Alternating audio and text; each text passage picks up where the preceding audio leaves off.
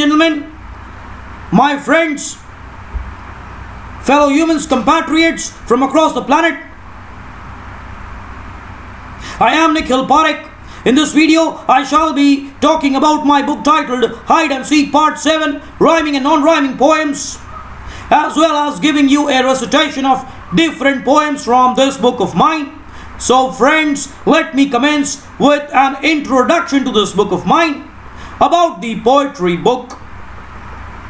This book, which has 50 differently titled poems, is actually part 7 of the book titled Hide and Seek, Rhyming and Non-Rhyming Poems, 702 pages. Parekh's earliest collection of verse, written in unparalleled fervor. This collection is a delectable blend of topics from love to death, probing into countless infinitesimal aspects of existence which make a significant impact to it.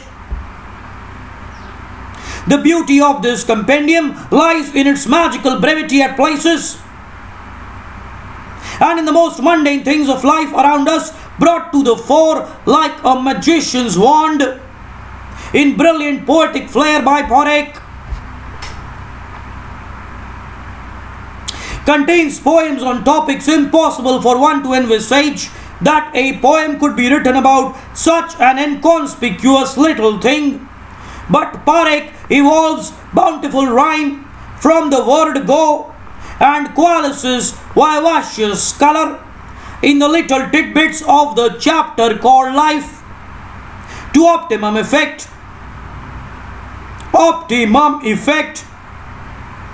A must read for all those who find color, charm, and significance in even the smallest things of life and are enthused by even the most mercurial bit of striped paper loitering around.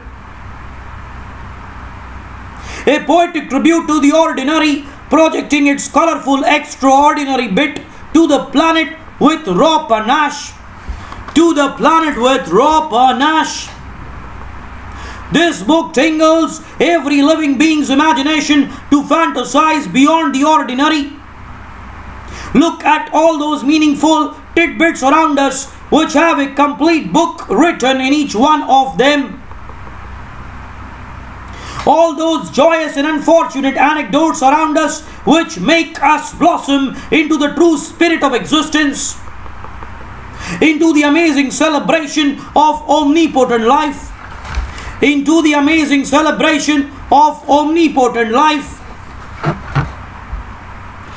So now, ladies and gentlemen, I shall now give you a recitation of 4 different poems of mine from this book.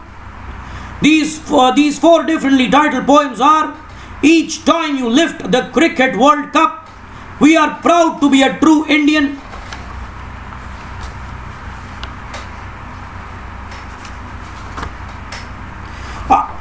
I have fallen in love with you, ice cream.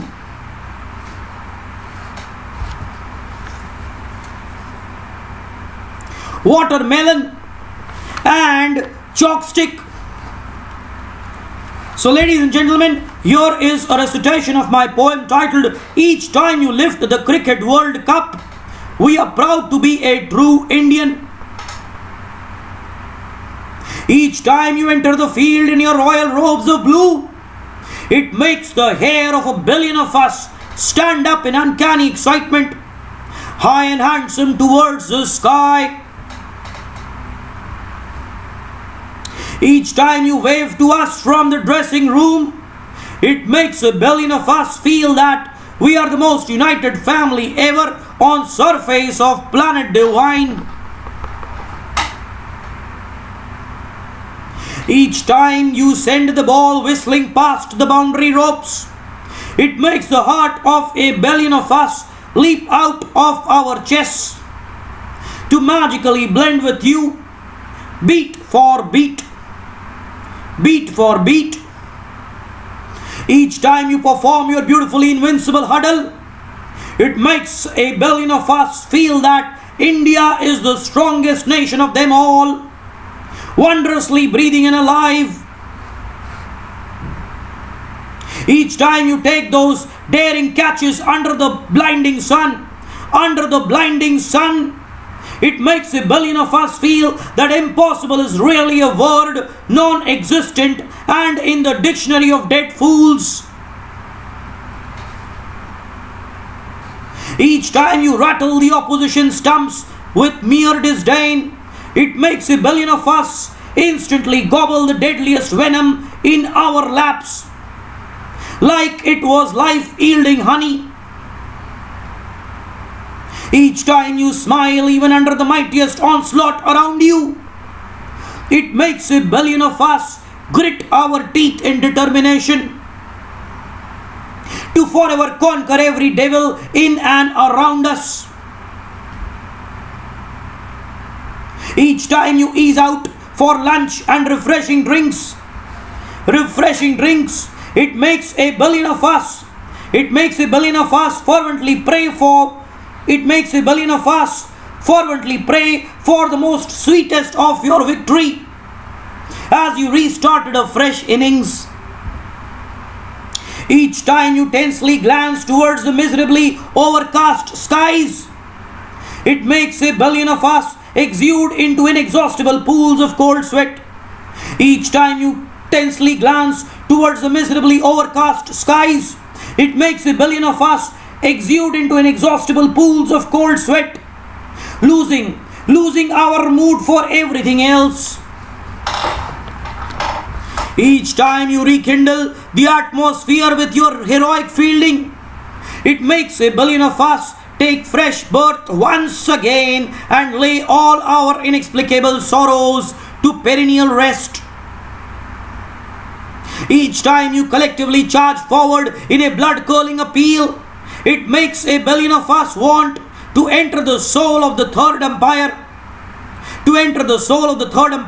and rule every decision in your favor.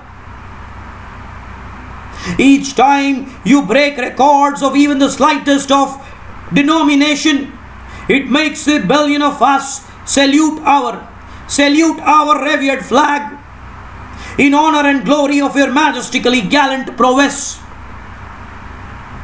Each time you lay injured on the austere turf, it makes a billion of us inconsolably bleed in the innermost of our veins, wanting to be shoulder to each of your cries. Each time you sportingly shake hands with the opposition even in the face of defeat, it makes a billion of us feel that we are not at war. It makes a billion of us feel that we are not at war, but relishing cricket at its imperious best.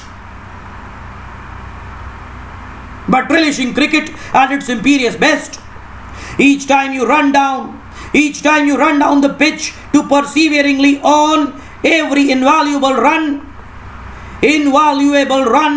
it makes a billion of us feel the scent of our sacred motherland drift from you, even though a countless kilometers apart. Each time you go for the kill, even as the target loomed impossibly beyond your reach, it makes a billion of us feel that the air around us is our ultimate resuscitating paradise.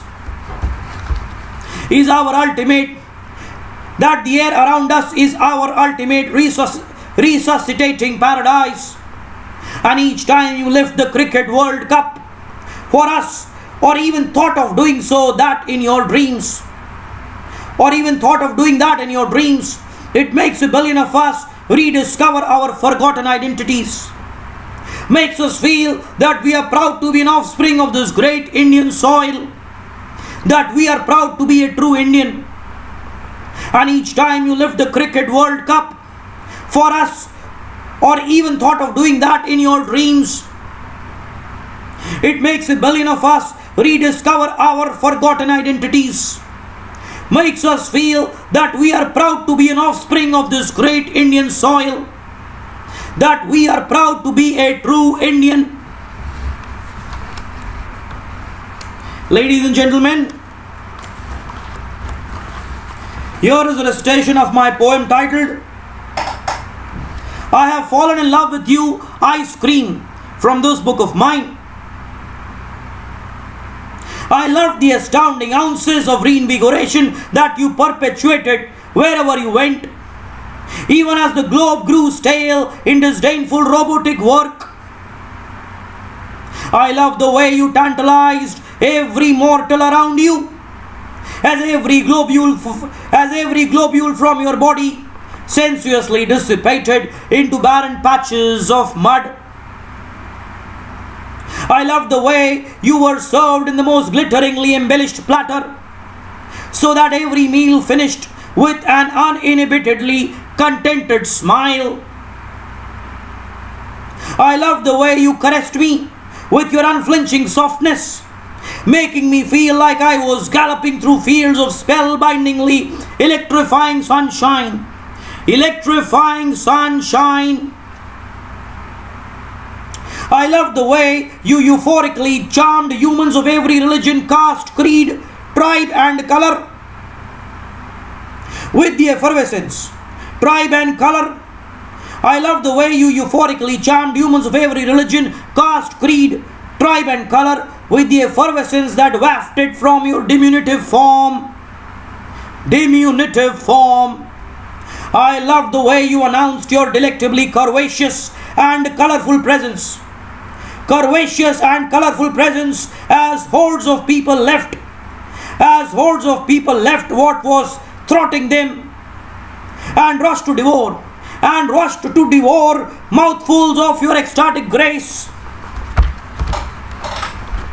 I loved the way you evoked so much reaction without uttering a word, as almost everyone had something to appreciate about you, be it your color, form, odor, freshness, poignancy, or unparalleled taste.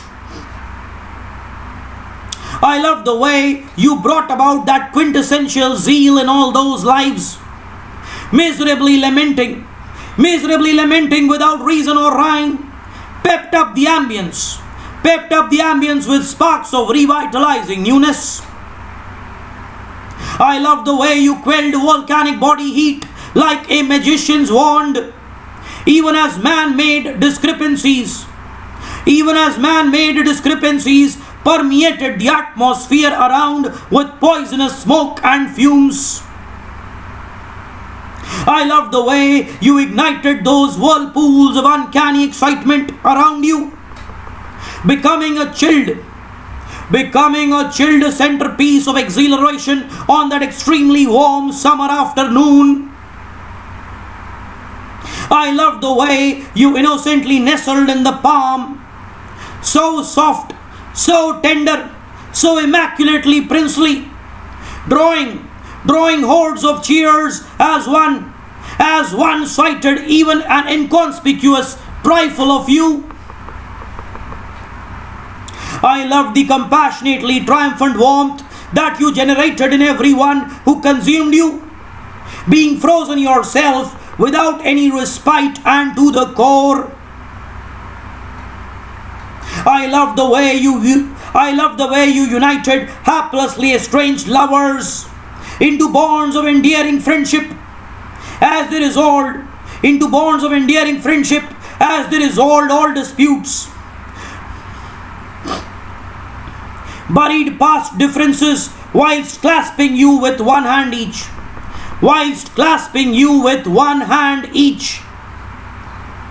I loved the way you disseminated the message of universal brotherhood with people from all parts of the globe, unhesitatingly ready to mingle in groups to have a slice of your dazzling ice. I loved the way you were used to celebrate occasions, solemnizing love when marriage was proposed with a ring in one hand. And the other offering your silken grace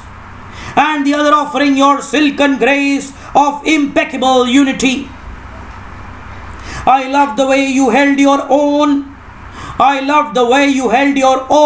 inimitable identity, even when blended with myriad concoctions, cakes, eateries, syrups, and whatnots, with mortals with mortals distinguishing you instantly from the assortment, as you astoundingly chilled.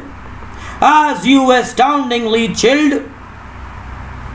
I love the way you effortlessly glided your way to your destination, when sadly and rarely there weren't any takers, melting into absolute submission under golden rays of the midday sun. Melting into absolute submission under golden rays of the midday sun.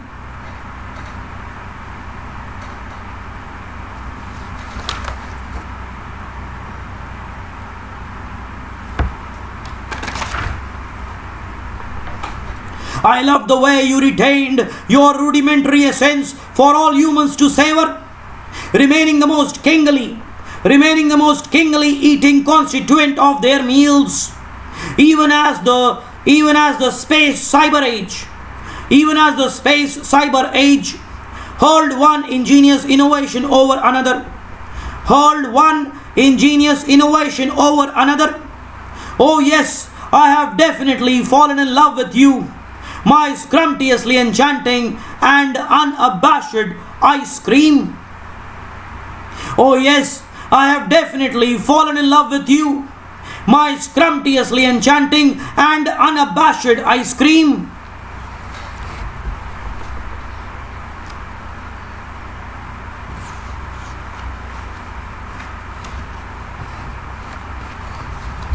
Ladies and gentlemen, I shall now give you a recitation of my poem titled Watermelon. So here is a recitation of my poem from this book of mine. A delightfully rounded ball of wondrous green exterior that rolled with unparalleled fervor upon any frictionless surface with the tiniest of thrust. A shell so spectacularly enamoring and impeccable that it left even the most charmed of maidens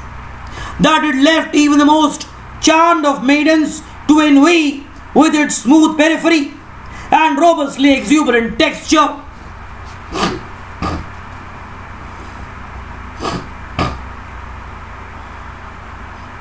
Fecund brown seeds adorning it unabashedly in the inside.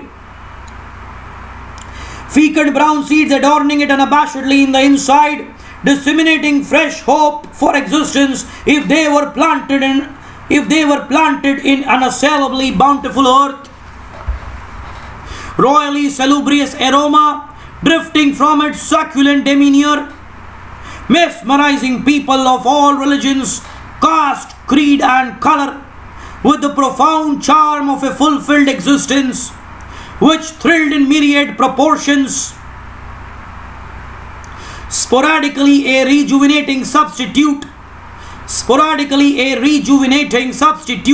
for a nonchalantly mundane pillow, as you cuddled it up close to your ears, wrapping it with jagged pieces of cloth asymmetrically strewn around as if for transient support. A beautifully convivial ball of smoothness, magnificently illustrated as kids kissed it and nudged it with their chin, then ran around with a squeal of bewilderment as it reached the other corner of the house, rollicking on the floor within lightning seconds of time.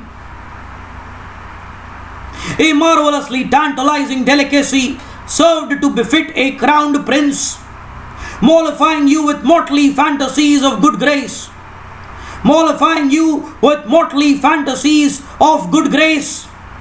as you snuggled in the royal armchair without the tiniest of apprehension on the glorious rooftop terrace. Profoundly ecstatic sponge of majestic red embodied within.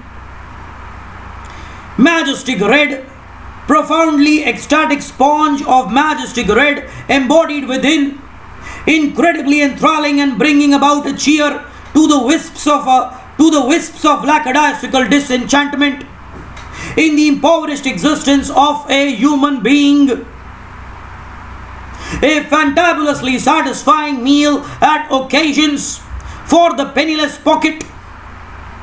At occasion, a fantabulously satisfying meal at occasions for the penniless pocket. In the absence of that quintessential platter blended with myriad spices and some of the most charismatic delicacies of the seasonal celebration. A fabulously intriguing topic of intelligent discussion as elders of the family expounded upon its plethora of amazing health benefits for the younger generation to assimilate and incorporate at various stages of their life. Resembled a big zero, but harmoniously providing the fabric of humanity a wondrous opportunity to relish one of the most sumptuously delicious and gorgeously sweet fruit on this earth, the most perfectly robust fruit on mortal earth, to be squelched into liquid form, thereby rendering the opulently carved glass with the finesse of ebulliently scarlet juice. One of the heaviest things to exasperatingly carry under the dynamically triumphant afternoon sun, but an adorable darling to the taste, as a person absolved even the tiniest trace of his apprehension after consuming its natural richness. An earnest favorite in the appetizingly varied menu list of the most stellar restaurants, and found scribbled with Bohemian chalk on the wall of the neighborhood highway cafeteria, with individuals cutting across barriers of caste and color, whilst savoring its ravishingly enchanting flavor. A proud inhabitant found with predominant contingency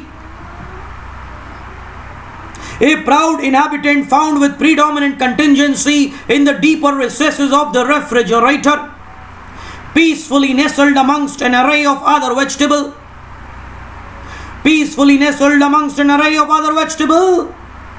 salad, cream, sauce, pizza and chocolate, but enjoying its own inimitably imposing presence and preference as the hands affably reached out for it first.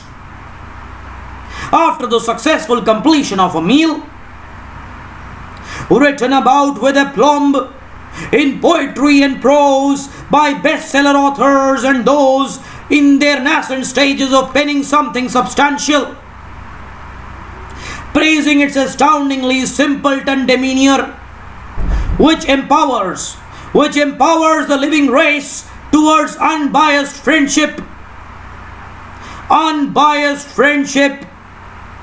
a privilege for talented artists to incorporate within their paintings of the unfettered forest, depicting the trajectory of the earth on barren canvas, in its multitudes of hues and color, with one of the largest of princely fruits occupying heroic center stage. One of the most adulated fruits at the vendor's imperiously embellished establishment.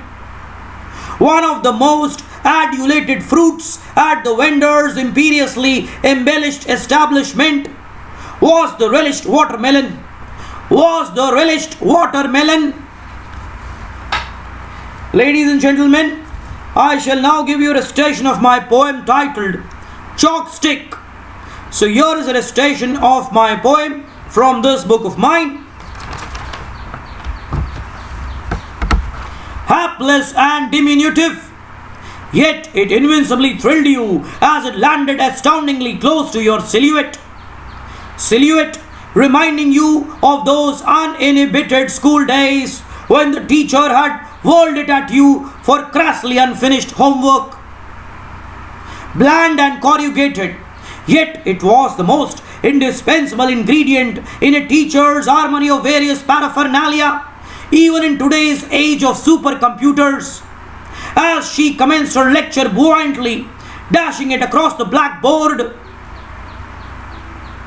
insipid and boring, yet it empowered you to express yourself in writing wherever you wanted, be it the rustically threadbare and rotting rock, or the nondescript office wall that wasted away amidst sonorous silence. Lackluster and non-living, yet it made you frolic around like a freshly born infant as you smashed it in entirety to build the measly toy castle on your table just before the corporate honkos were about to enter to start the commercially livid day.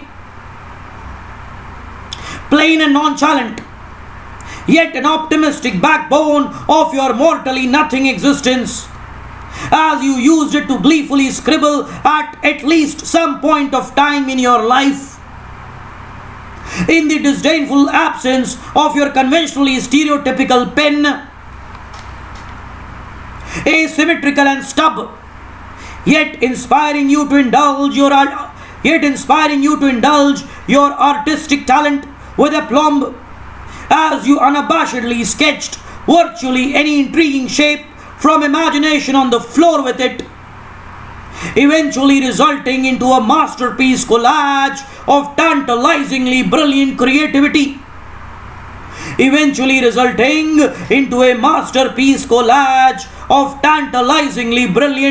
creativity. Deplorable and dusty, yet marvelously easing you out from various financial crises in life with childlike ease, as you rolled it majestically with your fingers and merrily devoured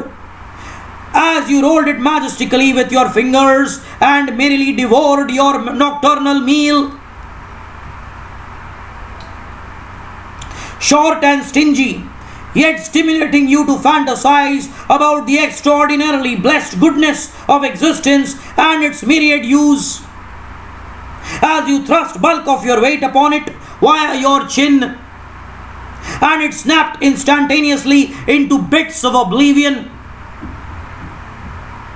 Orphaned and desolate, yet it proved to be an unassailably charmed savior as you lost your trail in the meandering forest, and marked your inimitable identity with it for the rescue team to reach you as soon as possible.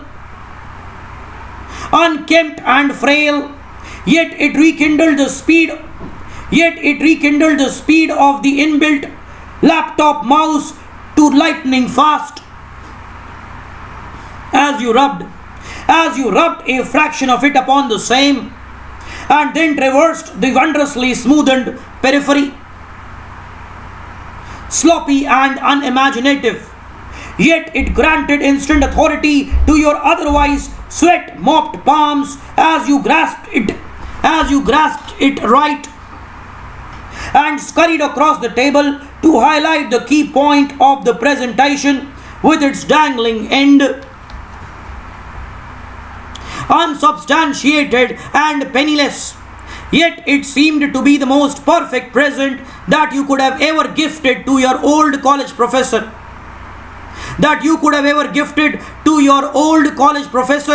As he fondly reminisced those glorious teaching moments of his life, scribbling articulately and rapidly with it on the curriculum board. Harried and unrewarded, yet it gorgeously helped you pen an entire book of your variedly benevolent thoughts, spontaneously on the park bench, with an ecstatically replenishing backdrop of trees and grass as your fecund friends. Unpretentious and raw, yet it proved to be the most eclectic drumstick. When you drove out with your friends and they exuberantly tapped it to produce sound, rejoicing in the isles of desire as the night beckoned you, as the night beckoned you into the freshness of a golden new sublime dawn. Of a golden new sublime dawn. Measly and voiceless, yet it meant unconquerably cherished to you as the referee drew the start and finishing lines with it. And you galloped forward in the race to triumph unfettered. Go past the white mark which looked its admirable best, unacknowledged and discarded, yet it permeated that quintessential thought of hope, peace, betterment and humanity, with its pristinely innocuous white, a much needed respite, as the electricity abandoned you in the middle of the arid night. Feckless and solitary, yet it irrefutably triggered you to help humanity in the best of your natural capacity. Just as it reduced to nothing without any regret, after being used by the society for its various indispensably good deeds.